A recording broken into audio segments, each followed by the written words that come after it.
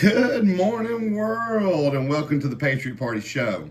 I'm Matt, your host, and I'm so happy to be here starting off the weekend with all y'all guys and gals. At the Patriot Party, where truth meets every corner of the news, we bring you unbiased news that spans general news, political news, world news, financial news, tech news, and much, much more. We cover celebrity news, sports, movie and TV reviews, and new releases, making sure you stay up to date with all the latest entertainment. Join our America First movement, where we put America and the Constitution first and provide unique insights and immersive content all in one place. Follow us on our social media to stay engaged. You can find links by clicking on the description of this podcast. And don't hesitate to share your thoughts or topic suggestions. Thank you for supporting the Patriot Party as we unravel mainstream media BS and offer you a fresh perspective that's not affiliated with any political parties. So we have no agenda. Thank you so much for your support, because without y'all, we wouldn't be here. And now let's get to the show. And a show we have for you all. It has been a packed week in the news and all sorts of news, so let's get right to it. So the first thing, Vietnam thought it had a deal on its U.S. tariff rate, and then Trump stepped in. So Vietnam thought it had a preliminary deal with the U.S. to lower its tariff levels substantially. Then at the last minute, President Donald Trump raised the rates. But he does it on a Truth Social post on July 2nd, just days before the White House's self-imposed July 8th deadline for trade negotiations. The deal was just the second that the administration had reached to avoid its threatened reciprocal tariffs after Trump suggested in an April interview that he'd made 200 deals. False. I don't even know if to date, last time I looked, none of them were signed, sealed, and delivered. According to Trump's July 2nd post, exports from Vietnam will face a 20% tariff, down from 40% that was paused in April, or a 40% tariff if they originated in a different country. In exchange, Vietnam will open their markets to the United States, meaning that we will be able to sell our products into Vietnam at a zero tariff, the president wrote. So this sent shockwaves through Vietnam, because their negotiators had not, in fact, agreed to 20%.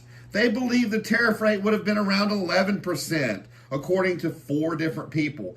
Trump disregarded that figure in his phone call with Vietnamese General Secretary Olam, who had not been part of the initial tariff negotiations, and instead declared the U.S. would impose a tariff nearly twice as high. So there were a lot on the U.S. side that were surprised, including outside groups who've been tracking the talks, according to one Washington-based lobbyist who works with Vietnam and other Asian governments. Now, this is in quotations. Trump sandbagged everybody, said the lobbyist. They described the Vietnamese government's reaction as surprise, as well as disappointment and anger. So everybody says that this is the art of the deal. Well, I say you can't work with somebody who doesn't stand by their word, do what they say they're going to do, and continues to move the goalpost. We'll see who's right. The people who are sticking with Trump, Dark MAGA, Ultra MAGA, or the people who I think are seeing clearly now. We may have voted for him, but we are calling a spade because truth matters. I don't believe he is the same person or president from 2016. I believe, in my mind, he is a bitter, vengeful, disgruntled, self-serving shell of what he was back in 2016. But that's just my belief. You're going to have to make your own, especially as this episode unfolds, because we dig deep in. And like I've been saying, I don't even know how long, Trump, because he is just taking up every bit of all the news cycles, because he's doing so much, so quick. So in a searing ruling, a federal judge in Los Angeles temporarily blocked the Trump administration from conducting indiscriminate sweeps in immigrant communities, saying that they were probably violating the Fourth Amendment. No federal judge has the authority to dictate immigration policy. That authority rests with Congress and the president, said Abigail Jackson, a White House spokesperson. Enforcement operations require special planning and execution, skills far beyond the purview or jurisdiction of any judge. We expect this gross overstep of judicial authority to be corrected on appeal. Now, ACLU, Public Counsel, other groups and private attorneys filed the lawsuit on behalf of several immigrant rights groups. 3 immigrants picked up at a bus stop, and 2 were U.S. citizens, one whom was held despite showing agents his identification. This is just what's so crazy. Not only to me is it deportation in reverse. Hey, let's go after all the taxpayers first because we consider them low-hanging fruit because they're easy to identify and locate. Let's just, in a large swath, the same action that Trump used this huge sickle with tariffs that I believe he should have used a scalpel, the same action. Let's pick up U.S. citizens too. Let's deport them. Southern California, in a show of force without establishing reasonable suspicion that they had violated immigration law, they alleged agents that didn't identify themselves as required under federal code law and made unlawful warrantless arrests. Now, I have seen videos of these masked agents in regular vehicles just pulling up like to the Walmart parking lot and grabbing people, and some of them were citizens, and they don't identify who they are. They don't have any identification on at all. I mean, literally, they look like they could be the cartel. Because of this fundamental misunderstanding of the law from the government, we have seen so many unconstitutional and unlawful arrests, Czar said. So, I am all about the Constitution. The Constitution and the truth, above all else. It's what my group is on social media. That, and on X, that is what we have to hold. That's the standard we have to hold ourselves to. Now, in her ruling, Fremprong, that's the judge, said she found a sufficient amount of evidence that agents were using race, language, a person's vocation, or the location they are at, such as a car wash, Home Depot, swap meet, or row of street vendors to form reasonable suspicion. The legal standard needed to detain someone, Fremprong said, in the reliance on those factors, either alone or in combination, does not meet the requirements of the Fourth Amendment. You know me. When I hear something, I don't take it at face value. I'm going to do my own research. I'm going to dig deep. Are they violating the Constitution? So this is what I found. While the question focuses on the Fourth Amendment, Fremprong's ruling also addressed Fifth Amendment violations, particularly the denial of access to lawyers at the B-18 detention facility. This reinforces her broader concern about constitutional protections. So she didn't even name that, but that's what I found. As the Fifth Amendment guarantees due process, including access to counsel, her order requiring 24-hour attorney access and confidential phone lines complements her Fourth Amendment findings by ensuring detainees' rights are protected post-arrest. Judge Fremprong's interpretation of the Fourth Amendment is correct on established legal standards. The Fourth Amendment requires reasonable suspicion to be grounded in specific individualized facts, not stereotypes or generalizations like race, language, or presence at certain locations. Her ruling is supported by substantial evidence of indiscriminate targeting as well as precedent like Brignani, Ponce, and a mountain of additional supporting Supreme Court case law, which prohibits ethnicity-based stops. While the government needs for effective immigration is a valid concern, Fremprong's decision rightly prioritizes constitutional protections against unreasonable seizures. The lack of specific counter evidence from the government further boosts her conclusion that the plaintiffs are likely to succeed at trial. Now, you know what's going to be said. The first thing that's going to be said, nobody's going to know all these details. they're just going to get that echo chamber, right-wing mainstream media. And the first thing that's going to come out, we're being hit by another activist judge. Well, you know what? This activist judge is backed up by the Constitution and mountains of case law. And I say she's right. And I've said before, it's because of the way that he is going about these deportations. One, you should be going after the people who are living off the government first. The ones who are sucking taxpayers' tits dry. That's who you should be going after. But, you're sweeping up, not only are you sweeping up tax-paying immigrants who own businesses and stuff, but you're sweeping up U.S. citizens, which opens up a whole another slew of legal challenges. But you also started this under that silly 1798 wartime law, which has only been used 3 times, instead of using the same law, the 1996 law that had been ratified by Congress that Obama used, that would have null and voided a lot of these challenges. But the way he's doing it, where he's indiscriminately grabbing up U.S. citizens and people that's not supposed to be deported, and nobody's being held accountable, nobody's bringing anybody back. Heck, the person they brought back, they then charged with a bogus charge of human trafficking. I'm almost glad he's not doing it right, because it's checks and balances. I don't trust him to do it right at this point. Now, Trump intensifies trade war with threat of 30% tariffs on EU and Mexico. These are all people that we're supposed to have deals with.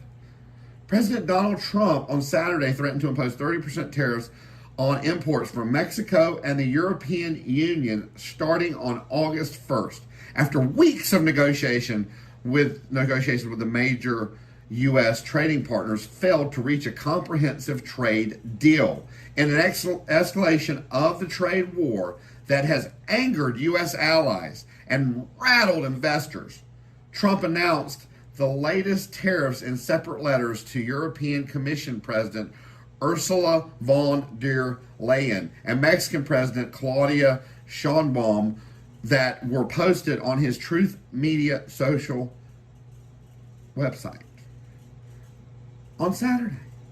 The EU and Mexico responded by calling the tariffs unfair and disruptive, while pledging to continue to negotiate with the U.S. for a broader trade deal before the deadline. The EU and Mexico are among the largest U.S. trading partners.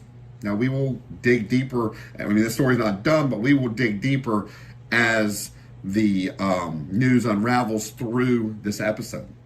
So make sure you stay tuned in.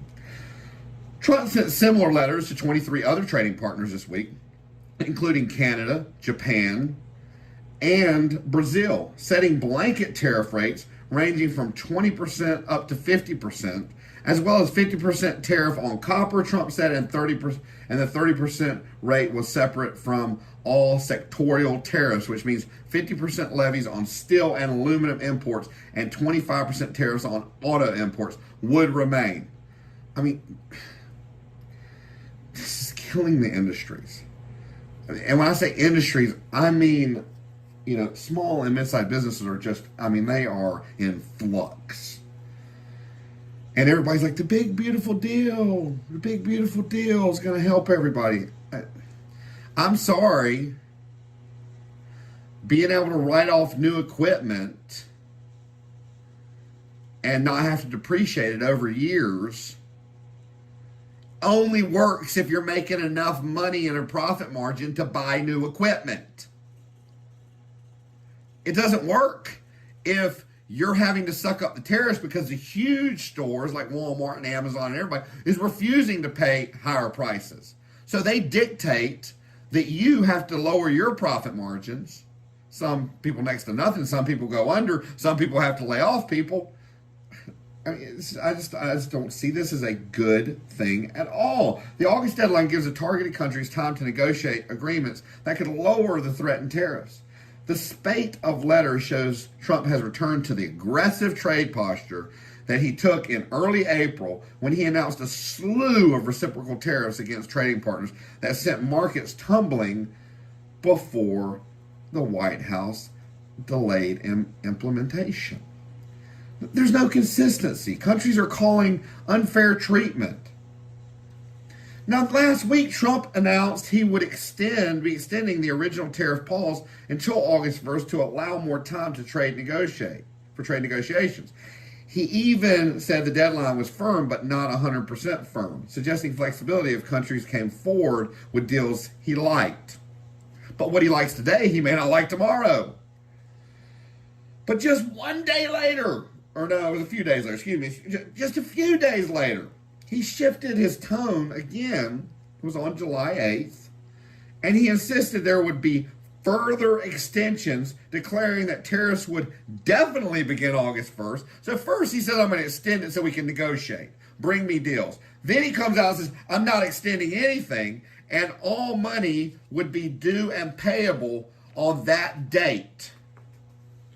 So while the pause was extended once, it now appears locked in unless he changes course again, which wouldn't be unprecedented. People say it's a classic Trump negotiation tactic. Keep everyone guessing to gain leverage. That only works so long. And then people start to gather together and they start to move away from you. Who wants to do a deal with somebody that does deals like that? Who wants to do a deal with somebody? I mean, let's just do an analogy. All right, I go in, I'm negotiating a car price. We come together on the price. They're doing the paperwork, and then they come out and they say, well, we're going to add $10,000 onto the price. Out of nowhere, after we've already negotiated and we're getting ready to sign, I'm going to leave that car dealership and I'm not going to come back. I'm going to look somewhere else. Well, guess where else people will look that manufactures much more than we manufacture? China. So I feel like he's driving other nations into the arms of China, into the arms of BRICS, the alternative currency, when it comes out, that's backed, unlike the US dollar. I feel this is the antithesis of a good global strategy.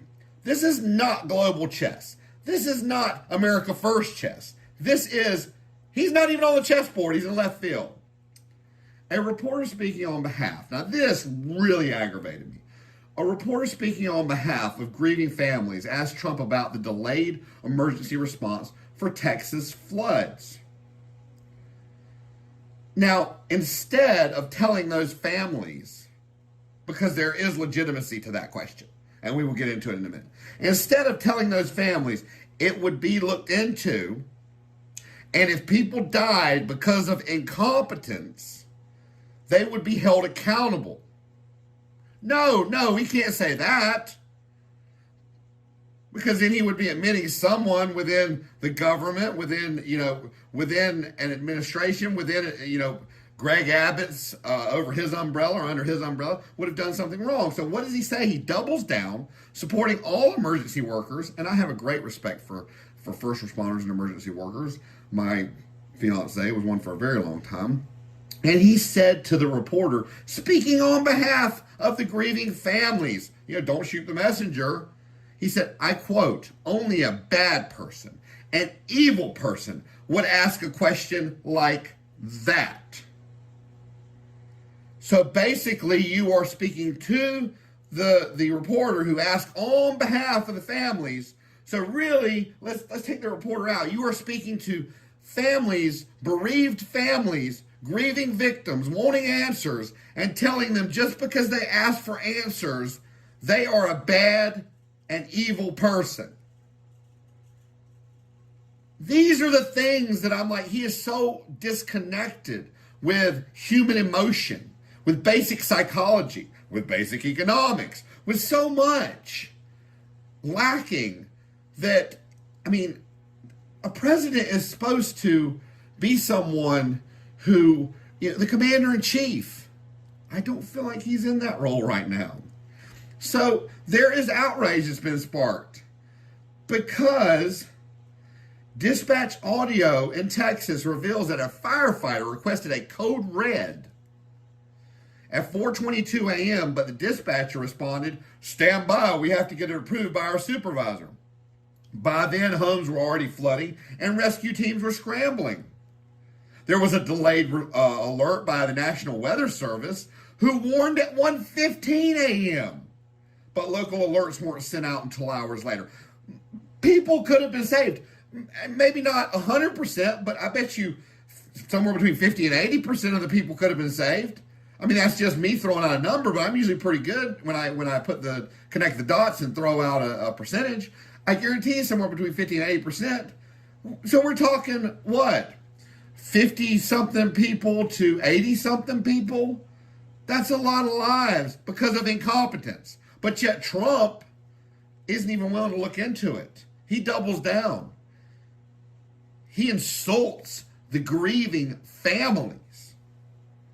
There were no sirens in Kerr County, despite debates over years and opportunities for $1 million flood system. Some survivors say they only got alerts after floodwaters were already inside their homes. Now, the Trump administration leaves Congress in the dark on spending decisions. Everybody's talking about transparency. Oh, Trump's transparent. Well, let's get into this article. Around 300 students in Cleveland Heights, Ohio, may face changes to after-school tutoring and English language proficiency. Instruction, unless the district's $860,000 federal grant is freed up by President Donald Trump's administration in time for the new school year. This funding is a part of more than $6 billion in school funds held up on July 1st for school programs nationwide, leaving superintendents, including the school we talked about, Cleveland Heights, Elizabeth Kirby, in a budget bind. And this is quotation. "We have not received any information about whether or not this money is coming," she said. The lack of clarity follows a broader pattern in which the Trump administration has provided less detail on how it plans to spend taxpayer dollars. And this has drawn criticism from even their own side, Republicans in Congress. Delayed budgets, missing details, and omitted spending plans make the federal budget less transparent and less accountable. Less accountable to the people and their elected representatives. And that is why I believe that, the Republican hold, which could have, a conservative stronghold could have been done, had it been done correctly for many, many years, it's going to flip midterm. That's my prediction. The Republicans are, by standing with Trump, are basically hanging themselves out to dry. Senator Susan Collins of Maine, who chairs the Senate Appropriation Committee, told Russell Vought, director of the U.S. Office of Management and Budget, at a June 25th hearing, the OMB and the White House did not respond to a request. Oh, of course they didn't. President Trump said Sunday the U.S. will send Patriot air defense systems to Ukraine that will be paid for by the European Union. And he again criticized Russian leader Vladimir Putin. "It'll be business for us, and we will send them Patriots, which they desperately need because Putin really surprised a lot of people," Trump said. "He talks nice, and then he bombs everybody in the evening." I don't think he ever talked nice, but, whatever. Somebody's got to save face for saying that they were going to stop that war in 24 hours or less of becoming president, or even before presidency. So, the one good thing is that these missile systems are being paid for. So it is a business transaction. I like the fact that the EU will pay for the weapons, but do I think it'll stay that way? I don't know. I mean, I don't think it'll stay that way. I think at some point the taxpayers of the United States will end up taking over that again. And we were promised the end of the forever wars, the end of going in and butting our noses in other wars. And here we go, so I don't know. So Elon Musk has added his voice to the chorus of conservatives calling on President Donald Trump to release the Epstein files. Now this has been, I'm gonna give this to you as it unfolded. This has been, oh my goodness, it's caused a civil war within MAGA. I mean, the social media trends have changed drastically. When I post truthful stuff that doesn't paint Trump in the best lighting, guess what? I'm not getting all the hateful answers anymore. The social trends have changed extensively. So Elon Musk added to the voice of conservatives, calling on President Donald Trump to release the Epstein files as promised, hours after the president pleaded with MAGA to end its civil war. MAGA's not happy. A lot of people in MAGA are not happy. They finally, this is getting a lot of people's head out of the sand saying, wait a sec, this administration they're not doing what they said they're going to do, and we feel like we're being lied to. Wait until you hear, if you haven't heard yet, what he comes out and he says. He's flip-flopped all over the place this week. So in response to Trump's Truth Social post on Saturday, calling for his supporters to stop targeting Attorney General Pam Bondi, Musk tweeted, he said, Epstein, half a dozen times while telling everyone to stop talking about Epstein. The 54-year-old billionaire added, just released the files as promised. In response to another post about Trump's call for unity, Musk wrote, what the hell kind of system are we living in if thousands of kids were abused? The government has videos of the abusers, and yet none of the abusers are even facing charges. You know what? I'm with you, Elon, 100%. And we will continue to unravel this story as this episode unravels. So the Supreme Court let Trump fire hundreds of education department workers. An ideologically divided Supreme Court on July 14th allowed the Trump administration to fire hundreds of workers from the Education Department and continue other efforts to dismantle the agency. Justice Sonia Sotomayor said the majority handed Trump the power to repeal laws passed by Congress by firing all those necessary to carry them out. The majority is either willfully blind to the implications of its ruling or naive, Sotomayor wrote. But either way, the threat to our Constitution's separation of powers is great. So, I mean, I understand what she's saying. And if it's truly, if it's truly, which Supreme Court's highest court in the land, but if it's truly allowing the executive branch to overstep the legislative branch, and it's not constitutional, I don't like it. In the essence of the idea itself, give it to the states, get this department, I've seen the statistics, and I don't think anything good has really ever come out of the feds butting their nose into education. I think it should be up to the states. That's why they're separate sovereignties. I think it should be up to them. So, I don't disagree with the objective, but I question its constitutionality. So, I don't disagree with it. Everything to me is, you got to hold the Constitution above all else. Trump came out and said in 50 days, and I don't understand. So let me break it down. So he wants to put 100% tariff on Russia's trading partners. Well, that would affect, it was a whole long list, and I didn't put everybody because they're really kind of irrelevant. But the most relevant one is the UAE, the United Arab Emirates. So basically, the way it works with this country is they are in what's called a U.S. trade surplus. They spend $27 billion with importing goods from the U.S., and they only import or export out $7.5 billion, which means that we'll just basically say it's a $20 billion surplus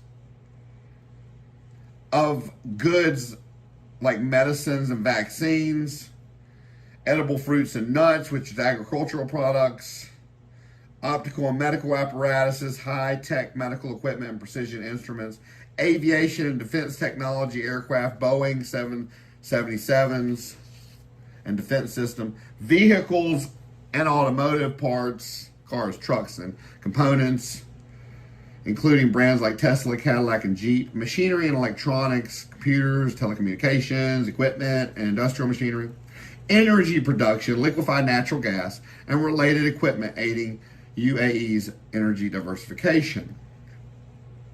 So the UAE is the U.S.'s largest export market in the Middle East. You're going to hurt all those American companies. Putin's probably laughing at you. He really is. Putin, just to hear him talk and hear his interview with Tucker Carlson, I believe Putin is probably a pretty good world chess player. Like I said, I don't think Trump's on the board, because his understanding of economics and the way they work, it astounds me. This year, the federal government has canceled food deliveries and cut hundreds of millions of dollars in annual aid to food banks. For Aragon, the head of programming for Roadrunner Food Bank, New Mexico's largest charitable food operation, that has meant losing more than 7 million pounds of food she had been counting on. President Trump's mega bill, passed earlier this month, includes cuts to food stamps, now known as the Supplemental Nutrition Assistance Program, SNAP, which 42% of people on that were children, or are children. Now food banks across the country that were already straining under rising demand because people are hungry and they're not able to feed themselves because of the totality of so much when it comes to economics and jobs and all that good stuff. So more Americans will go hungry. Now you got some that are pushing for more state, local, and private funding. Others are cutting back. This is in quotations of what Aragon said. It's getting to the point where we can't fill every single need in terms of food. I don't know how much more creative we can be to make things stretch.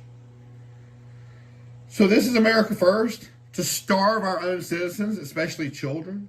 This administration has already cut medication that was keeping kids alive in other countries for pennies a day. For pennies a day. That's why I say, I'm America First, but I am not America only. Not when it just comes to basic common sense, basic human decency, ethics, morals, all that good stuff. It seems like this administration is very short on. U.S. inflation rose in June as Trump's tariffs start to show in prices. Now the good news is it's still down from the high it reached a year ago at 9%. But according to the Yale Budget Lab, Americans now face an average tariff of 18.7%, the highest rate since 1933. That includes 30% on China, which is now kind of floundering, a 50% tariff on steel and aluminum, and 25% on auto parts, and a universal 10% tariff on all imports. The levies currently in effect do not include those Trump is threatening to impose on other large U.S. trading partners. Over the weekend, Trump threatened the EU and Mexico with 30% tariffs, and Canada with 35% tariffs. Brazil is set to face 50% tariffs as punishment for the trial of the Trump ally, Jair, I can't even pronounce the name, I'll give the last name, Bolsonaro, Brazil's former president, who's facing charges of an attempted coup. We went over this last week, how he's basically trying to run the justice system of a sovereign country, who is one of the only other ones out there that is a surplus of U.S. imported goods, which means it would hurt American companies. What is his does he not have people that tell him? I'm sure he has people to tell him, but he probably thinks he knows best. Speaker Mike Johnson and other Republicans break with Trump on Epstein. One of the leading Republicans on Capitol Hill broke with Trump administration's decision not to release the files to deceased sex offender Jeffrey Epstein, as the controversy deepened over the handling of an issue that has seen unprecedented division among the GOP base. House Speaker Mike Johnson, who is my representative in Louisiana, told right-wing podcaster Benny Johnson that he supported the release of the Epstein files days after Trump's Justice Department said the matter was effectively closed. Johnson is a close Trump ally and has never broken so publicly with the president on an issue. He said, "I'm for transparency."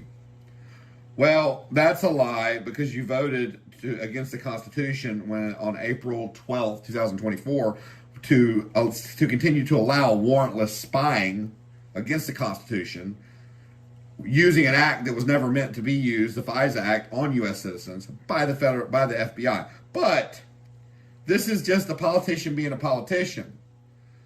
Basically, the Republican Party is seeing that, oh man, who is a Trump ally that called this? He was giving a speech. The name's not coming to me right now, but anyway, he was a big Trump ally. He lost a lot of money. He may even got charged with something.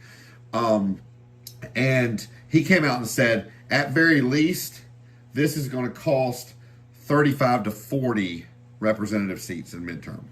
And I think that's a conservative number. Now, politicians are, they'll sell their own mother out if it means they're not going to get in trouble. They're going to get they're going to get another term. They're going to continue to stay in power. So it doesn't surprise me. Does not surprise me. They see that their base and their voters are not going to vote for them, so they break with Trump and try to make a show that we're not with him on this, to try to appease the voters and settle them down. Oh no, we got what Elon said. He said everybody that voted on the big beautiful bill, this isn't even the Epstein list, which is almost all the Republicans who campaigned on shrinking the government and lowering expenses and shrinking the deficit, now put the single largest bill in place on the deficit. He said, if it's the last thing I do in my life, and he's almost worth $500 billion now. I didn't realize even with his losses that he's come that far. If it's the last thing he does in his life, he will make sure that they do not get reelected.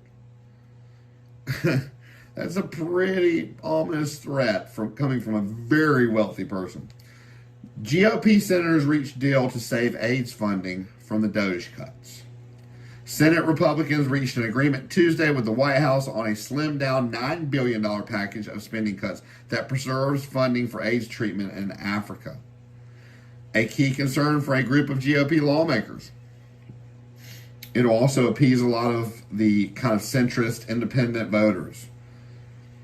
So they're trying, you can read between the lines, they're trying to maneuver, basically it's a tightrope walk, between supporting Trump, supporting his agenda, but also appealing to the people who do not like the fact that some of these programs to help Americans and help children and help people over in other countries for pennies a day are trying to be cut. House Republicans block release of Epstein files, and this didn't make sense to me. Democrats are egging on the MAGA revolt over the Trump administration's decision to keep a lid on the government files on the sex offender. Democrats, Republicans alike, everybody is coming out and saying you need to release it. Well, their big answer is, well, Biden could have released it, but it's got a lot of Democrat names on it. The reason being, and the big thing is, well, if it's got Trump on it, they would have released it. No, it's got so many big names from both sides that it's basically assured destruction.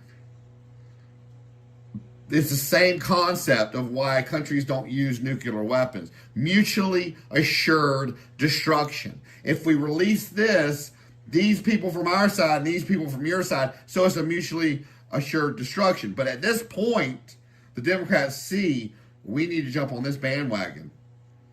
We're going to pull a lot of votes. We're going to fracture the GOP. And They're just letting them do it, hand it to them candy like a baby.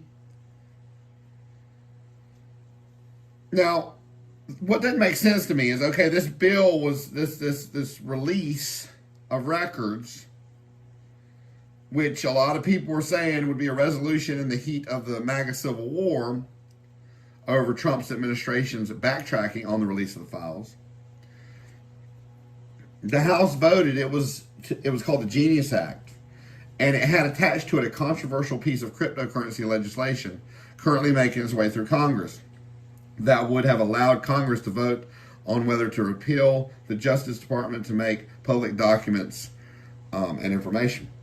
So what confuses me a little bit is cryptocurrency is what the Republicans have been pushing, and so the controversial piece of cryptocurrency legislation. The only thing that makes sense to me is that it's maybe harsher regulations, but then, wait until we unpack a little bit more of this episode, because that kind of goes against something else that's been reported. Trump's DOJ won't let go of one of his biggest losers in court. Late last month, the fourth in a series of lawsuits brought by law firms targeted by Donald Trump ended in a decisive court victory. Now, basically, there have been 3 previous suits have been done, and they've won in all of them. And legal scholars across the spectrum expected Trump's executive orders targeting Perkins, Cohen, Jenner, and Block, Susan Goffrey, and my old firm, Wilmer Hell, would never stand up under judicial scrutiny. The Trump administration appealed the first of those losses. Basically, it's retribution, it's personal retribution against law firms, is what it amounts to. It's never going to hold up. It's never going to hold up. And it says even the untrained eye, it is striking in how personal and partisan it is. For instance, it describes Perkins Cole's activity as dishonest and dangerous and egregious. And the name drops both Hillary Clinton and George Soros, just because. But, even more to the point, the order is legal trash, violating the Constitution in ways that are astonishingly obvious to anyone who has experience litigating these types of issues. It goes against protected speech. Basically, experts are saying that it boils down to 3 elements. First, was there protected speech? Second, did the government retaliate against the speaker? And third, was there retaliation because of the protected speech? All 3 elements are a slam dunk here for Perkins in a way. So, here we go with more trashy, legal stuff coming out of the administration that I'm sure doesn't hold mustard if it was put through the White House counsel and the OLC of the Office of Legal Counsel in the DOJ. So, I'm sure this is more stuff coming from Trump loyalists, and that's why so many things are being stopped. A coalition of 20 states on Wednesday sued the Trump administration over its decision to shut down a multi-billion-dollar grant program aimed at strengthening infrastructure before natural disasters strike. It's common sense. Now, I wanted to know, are these all blue states? So I looked up what the states were. Arizona, California, Colorado, Connecticut, Delaware, Illinois, Maine, Maryland, Massachusetts, Michigan, Minnesota, New Jersey, New York, North Carolina, Oregon, Pennsylvania, Rhode Island, Vermont, Washington, and Wisconsin. Now, most are blue, but there are some in there that are, reddish. So, here's how the lawsuit lays out. So it's filed in a federal court in Boston. It contends that the FEMA unlawfully eliminated its Building Resilient Infrastructures and Communities, called BRIC, program earlier this year, stepping on Congress's powers.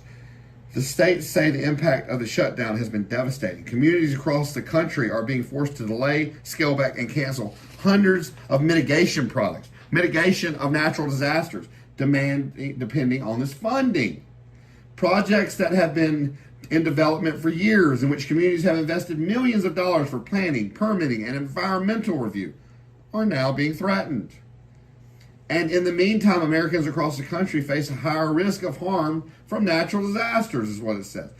And I always say an ounce of prevention is better than a pound of cure. So do these mitigating projects to mitigate the extent of these natural disasters and the extent of lives lost.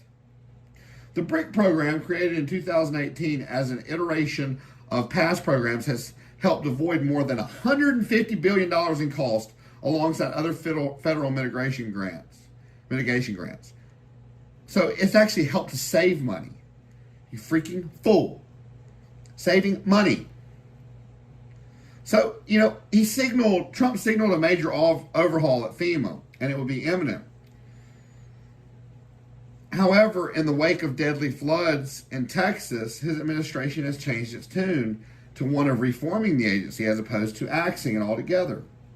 The lawsuit notes that Congress has not authorized the termination of the BRIC program or substantial reduction in FEMA's mitigation functions and capabilities. In fact, Congress has specifically barred it, the complaint reads. Therefore, the BRIC termination violates these statutes and the separation of powers. I mean, here we go again, trying to overstep what our forefathers put in place, the stopgap, to make sure that checks and balances stayed in place. As Republicans call for transparency into Epstein probe, Trump lashes out. Now, this takes the cake. This takes cake. In a post on Truth Social Wednesday morning, Trump railed against Democrats and some of his own supporters, calling the Epstein case a hoax, comparing it to the Russia hoax and saying that Obama, Hillary Clinton, James Comey, John Brennan, and Joe Biden were at the center of this hoax. You know what I say? So you're telling me that Ghislaine Maxwell was sentenced to 20 years in prison over a hoax? In court filings from the Maxwell's 2021 trial, there's a little black book, and it was labeled as Government's Exhibit 52. Federal prosecutors argued it contained compelling evidence of Maxwell's involvement, though much of its content was redacted in public filings. The prosecution and defense agreed to introduce only excerpts of the book under seal during Maxwell's trial, indicating its relevance to the case, but also its sensitive nature. The book contains 1,971 names, including celebrities, politicians, and business figures, with approximately 5,000 phone numbers and thousands of email addresses and home addresses. Hence, part of the Epstein list. And I say part because all the documents that have been filed, I'm sure, hold a lot more evidence to go along to make a complete list.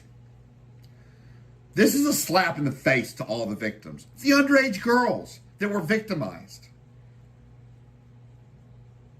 So if Trump is saying it's a hoax, are the victims make-believe?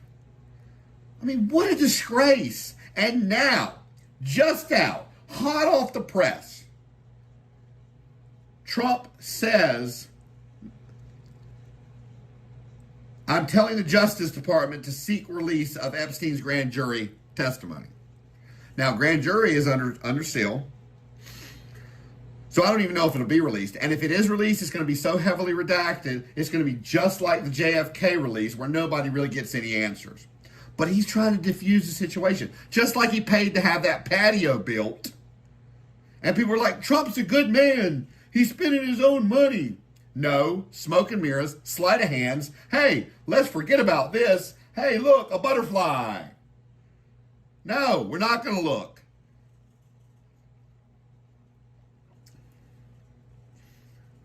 We're going to concentrate on what's really important. So now the Republicans are rolling in for a new legislative push in the House to direct the Department of Justice to release more files on the Epstein. You know who's leading the push who all these people come out and they put down, but who was one of the only ones to speak out against, I forget what the bill was because it's been so long ago, but I do remember Marjorie Taylor Greene was screaming, I'm going to vote against it. There were several people screaming because I did a X post where I did some creative editing content. And the only person out of everybody who had come out and said they were going to vote against whatever it is, I can't remember exactly what it is because it was a while ago. Massey was the only one who I didn't put a red fake across. But yet, conservatives and MAGA, not all MAGA, want to sit there and put him down. Well, he's leading this push. The American people deserve full transparency. I will never protect pedophiles or the elites and their circles. The Justice Department fired Maxwell's prosecutor. She was also involved in Diddy's case. I wonder why. She's James Comey's daughter. It's probably a political maneuver, but I mean, she could have been. I mean, there's 1,000 things it could be, but she could have been speaking to the authorities. Who knows? Or I say the authorities, to the public, to anybody. She could have been leaking information since she was one of the prosecutors on Epstein's case, and she didn't like the way this was all being handled. That could be it. Nobody's saying why she was fired. There hasn't been anything that I know that's been released to tell why she was fired. She was just fired. You don't normally see that with federal prosecutors. Now, this is kind of a slap in the face. Feds recommend a one-day sentence for ex-LMPD officer of Breonna Taylor. Remember the no-knock where they got the wrong person, they shot and they killed this girl? Which I never agreed with no knocks. You need to announce that you're coming in, because if you come in to my home unannounced, in the dark, you're liable to get shot. And that shouldn't be on me. But you also shouldn't be able to come in the dark and unannounced and start shooting people. So this guy,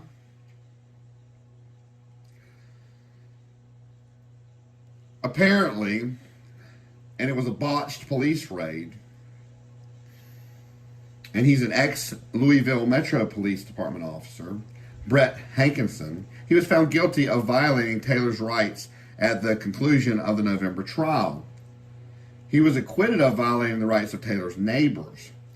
Now, despite facing several years in prison for the verdict ahead of a sentencing next week, federal prosecutors, and they never do this because they're all about giving out time. Years. That's what their job is. They suggested, out of nowhere, to receive time served for his conviction last year in a sentencing memorandum filed Wednesday, and give him a $100 fine with 3 years supervised release for killing this girl. Now, a mistrial was declared during a previous trial, October 23rd, because a unanimous decision couldn't be reached. The state court put it out, but the feds decided to retry it. You know how expensive a trial is for taxpayers? So you mean to tell me you retried this whole thing to give him 1 day and make him pay $100? No. You retried it because you wanted him to pay for his wrongdoings and hold him accountable. And then this administration, I guarantee you, back-channeled and said, go ahead and put in for him to get 1 day and time served. Financial news. Banking and earnings. Major banks kicked off quarter two earnings season, including JP Morgan and Chase, Wells Fargo, Citigroup, Morgan Stanley, and Goldman Sachs. Most reported solid results, though some flagged uncertainty ahead. Netflix and TSMC also reported earnings, with Netflix showing strong subscriber growth and TSMC benefiting from AI chips and their demand. Inflation and economic data. June's consumer price index rose to 2.6 year over year, slightly higher than May's, suggesting inflation is still sticky. Retail sales rebounded up 0.3% in June after a dip in May, hinting at resilient consumer spending, because a lot of the tariffs have been held off, and they haven't been passed to the consumer because the small and mid-sized businesses are taking the hit. But that's still going to come around the back end, and eventually they're not going to be able to hold off. Cryptocurrency and regulation. Bitcoin surged past 122,000, with analysts predicting it could hit 125 soon. The rally is driven by political support, regulatory clarity, and institutional investment. Congress is debating landmark crypto bills, including the Genius Act, stablecoin regulation, and the Clarity Act, crypto market structure. This could reshape how digital assets are regulated in the USDE. So there's our answer right there. The Genius Act is a regulation, and that's why the Republicans voted it down. You know what? I can go along with that. Now they're trying to separate the two and just go after Epstein. So I can't really argue with that. Now that we got a complete picture, it's amazing how we get complete pictures of some things in tech or finance news. Trades and tariffs. President Trump's 90-day trade or tariff pause expired, and new reciprocal tariffs may be reinstated. This could impact global trade and inflation.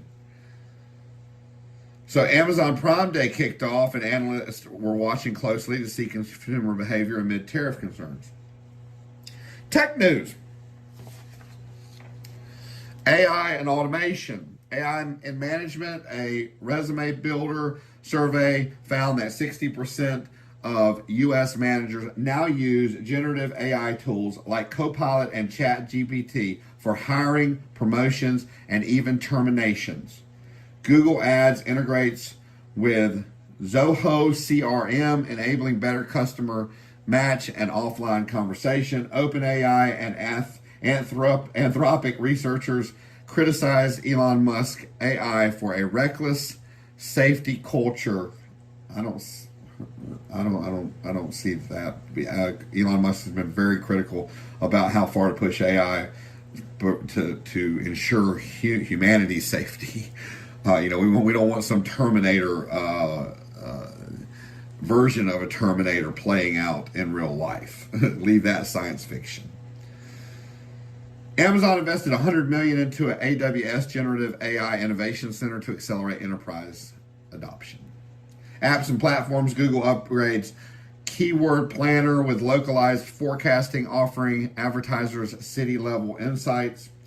Beeper relaunches its all-in-one messaging app with on-device AI and premium features.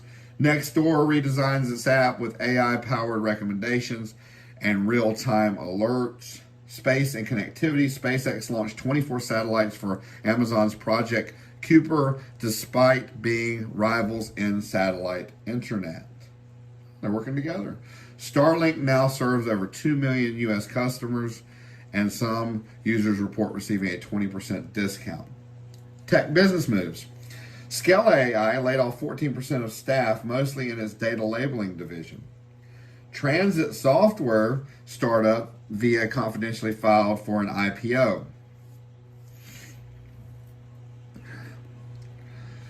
Microsoft shares hit $500, pushing it closer to a $4 trillion valuation amid AI optimism. Wow. Gosh, I can't believe they hit $500. Events and culture. Black Tech Week 2025 kicked off in Cincinnati, drawing over 7,000 attendees and featured speakers like Kiki Palmer.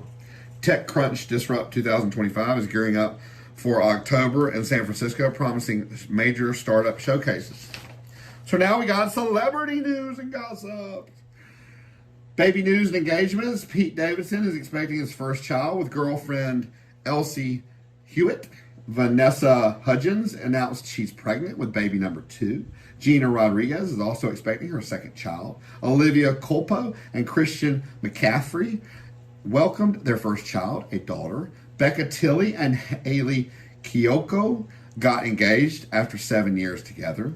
Weddings and romance. Brody Jenner and Tia Blanco tied the knot in Malibu, though Kylie and Kendall Jenner were notably absent. Tim Daly and Tia Leaney married after 11 years together, and Jessica Alba sparked romance rumors with Marvel star Danny Ramirez. These people bounce back so quick. They're just all over the place. But, so let's go back to the first one. So I wonder if there's a beef or something if they didn't attend one of their family members' weddings. I wonder. Drama and feuds. Nicki Minaj and SZA are feuding over alleged subtweets and career shade. Amanda Knox clapped back at criticism over a leaked diary entry.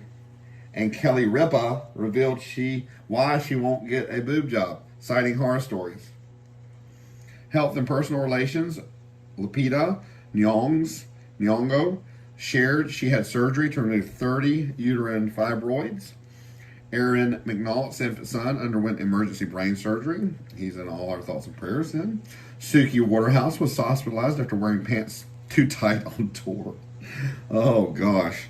I've heard it all. Career moves and first looks. Ariana Grande will voice a character in a new Dr. Seuss movie. Nick Frost was relevant as Hagrid on HBO's upcoming Harry Potter series. Christian Bale's daughter, Luca, walked in a Dolce & Gabbana fashion show in Rome. Wow. So, down to sports.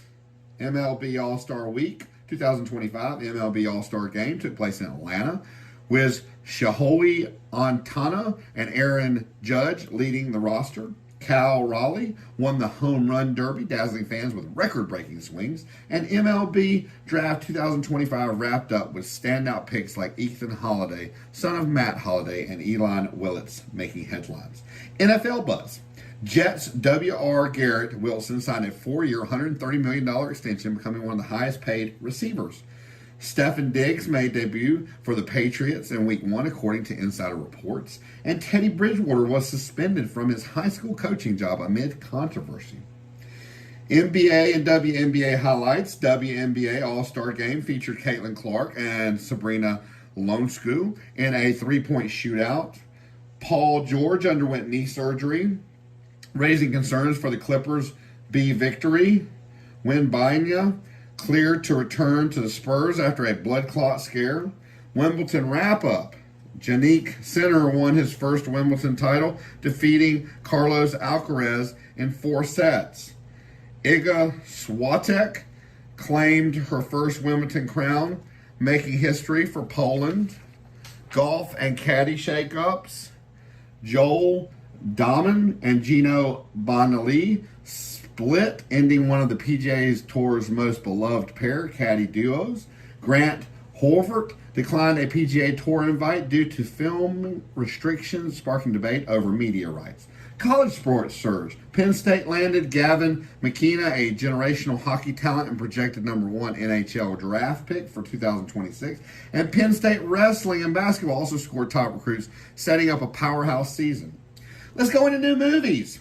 So opening this week, I Know What You Did Last Summer. It's a reboot of the 1990s horror, featuring a new group of teens haunted by a deadly secret. Smurfs. Oh, I remember them. The beloved blue creatures return in a dimension-hopping animated adventure with a star-studded voice. Eddington, a quirky Western comedy starring what's his name? Phoenix. Jacqueline Phoenix. You know how I butcher these names. I'm no good with it. And Emma Stone. We all know who he is, though. He's got that clef in his lip, if I'm not mistaken. Guns Up, action-packed thriller with military themes and high-stakes drama. Guns and Moses, a dark comedy with religious satire and explosive twist. Saint Clair, a horror mystery starring Bella Thorne as a college student with a deadly secret. Life After, a drama exploring grief and second chances. Unicorns, a romantic drama about identity and transformation. Finally, Dawn, a period drama set in post-war Italy following a young woman's coming-of-age journey. Drowning Dry, a psychological thriller about a woman unraveling after a traumatic event. Heightened Scrutiny, a legal drama with political undertones. Death and Taxes, a dark comedy about corruption and morality. A Cool Fish 2, sequel to the Chinese hit blending crime and comedy. Ahmed and Ahmed, drama about identity and family. New TV shows. Drama and mystery, Untamed. It's on Netflix. It's a gritty drama about a woman uncovering dark secrets in a remote Alaskan town. Catalog. It's on Netflix. A quirky dramedy following a dysfunctional family who runs a vintage catalog business. Suspicious Minds. Hulu in the U.S., Disney, and globally. A sleek heist series where a master thief infiltrates a billionaire's wedding by posing as a governess. Rage, HBO Max, an intense emotional thriller about 5 women whose lives collide in extreme and unexpected ways. Sci-fi and fantasy, Star Trek, Strange New World, Season 3, Paramount Plus. The USS Enterprise crew explores uncharted galaxies and wrestles with moral dilemmas in this fan-favorite sci-fi saga. Leviathan on Apple TV, set in 1914. This steampunk fantasy follows a fugitive prince and a runaway girl aboard a living bioengineered airship. Brick. Amazon Prime Video. A mysterious brick wall traps apartment residents inside their building, forcing them to uncover its strange origins. Music and fame, electronic boom, Disney Channel, Disney Plus. This coming-of-age series charts the rise of a girl band from middle school to superstardom, driven by their emotional past. Miley Cyrus, Something Beautiful, Hulu and Disney, a vibrant pop opera featuring 13 original songs from Miley's latest chart-topping album. Animation and family, 7 bears. 7 hero bears with unique skills team up to stop an industrial destruction in their magical forest. Zombies 4, Dawn of the Vampires, Disney Plus. The 4th animated installment follows a road trip gone monstrous with zombies, vampires, and wild twist. True crime and docuseries. Amy Bradley is Missing. It's on Netflix. A chilling investigation into the unsolved 1998 disappearance of a young woman from a Caribbean cruise. The Fury Detective, National Geographic, and Hulu, a delightful docuseries about real animals assisting law enforcement in solving crimes.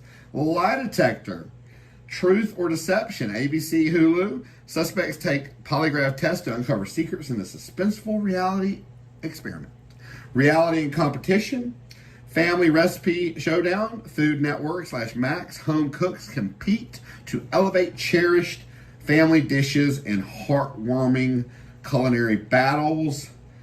Back to the Frontier, Discovery / Max. Families live like 1800s pioneers in a challenging social experiment designed to test resilience and teamwork. And finally, we're at the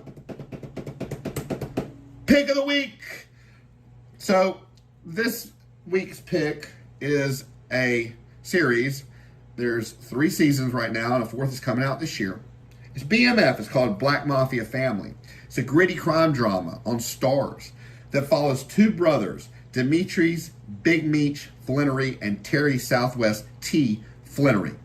Now, what makes this so cool as a show, and it's produced by 50 Cent, is that it's based on true events.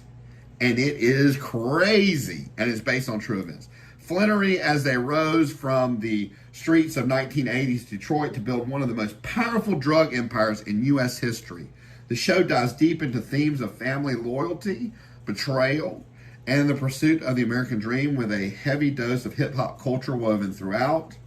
So if you're into true crimes with high-stakes drama and complex characters, this is for you. And like I said, it is based on a true story. 50 Cent, hands down, did a great job when it came to this.